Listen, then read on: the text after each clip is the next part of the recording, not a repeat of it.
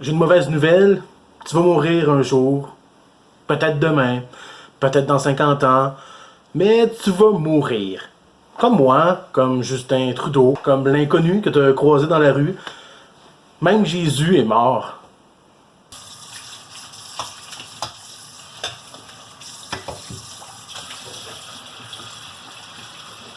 Sur le site de la Fondation du cancer du sein, on peut lire, et je cite, « Diminuer les risques de mortalité avec un examen rapide ». C'est pas vrai.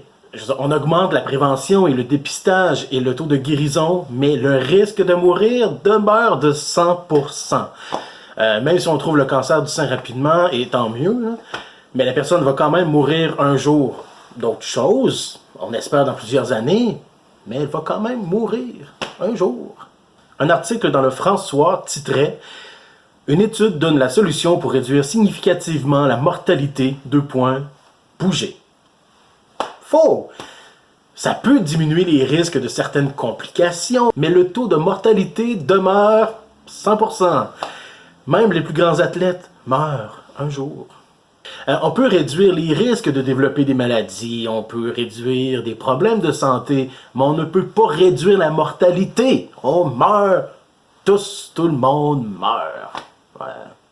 Tu vas me dire que c'est une façon de parler. Hein? On peut par exemple réduire la mortalité infantile.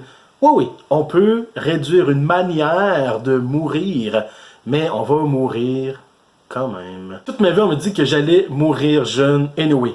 Là, j'ai presque 37 ans et je pensais pas me rendre là. J'ai l'impression d'être déjà en overtime. Parce que toute ma vie, on m'a dit que les gros mouraient à 30, 35, 40 ans. Parce que déjà dans la vingtaine, des médecins me parlaient comme si j'allais mourir demain. Parce que depuis que je suis adolescent, que je lis des articles scientifiques sur des trucs qui réduisent la mortalité, des trucs que je ne fais pas, dans ma tête, ça sonne toujours un peu comme une bullshit. T'sais, un peu comme un vendeur de chars, sans offense aux vendeurs et aux vendeuses de chars. En plus, on sait tellement pas ce qui va arriver.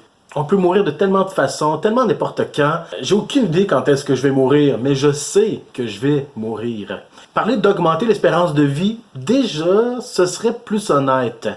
Je pense qu'on gagnerait à nous inviter à adopter une bonne habitude de vie, pas parce que ça réduit nos risques de mourir, qui est impossible, mais parce que ça améliore notre vie là, maintenant, dans le moment présent. Si on m'avait vendu une alimentation saine en me disant que ça rendrait ma vie plus douce, j'aurais peut-être porté plus attention que diminuer les risques de mourir. Si on m'avait dit qu'être actif allait améliorer la qualité de ma vie, j'aurais peut-être plus accroché que diminuer mes chances de mourir. Pendant un bon bout de ma vie, je me suis dit « Anyway, je vais mourir un jour, fac YOLO! » Bon, c'est pas vrai que j'ai dit YOLO, là, j'ai bien plus dit Carpe Diem. Évidemment, se faire dire par un médecin « Tu vas mourir demain », ça peut faire peur. Ça peut pousser des gens à changer leurs habitudes de vie, mais selon moi, la carotte marche bien plus que le bâton. Ça ne veut pas dire de ne jamais parler des risques de complications qui peuvent accompagner une surcharge pondérale ou certaines mauvaises habitudes, mais on gagnerait à parler des effets positifs que les bonnes habitudes de vie peuvent avoir sur nos vies au présent, plutôt que de faire peur sur le poids et la mort. Surtout que c'est ça, en fait, l'important dans toute cette histoire de mortalité, de maladie, de graisse, de qualité de vie. Ce sont les bonnes habitudes de vie, pas le poids. Ce sont les habitudes de vie qui donnent une qualité de vie, pas un poids précis, pas une silhouette particulière. Continuellement parler que du poids ou que de la forme du corps, ça ne crée que des détresses psychologiques, des dépressions, des troubles alimentaires en fait.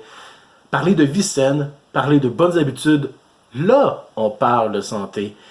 Parce que ça devrait être ça l'important, d'être bien avec soi, dans sa tête, dans son corps, bien plus que d'essayer d'éviter la mort avec un poids précis.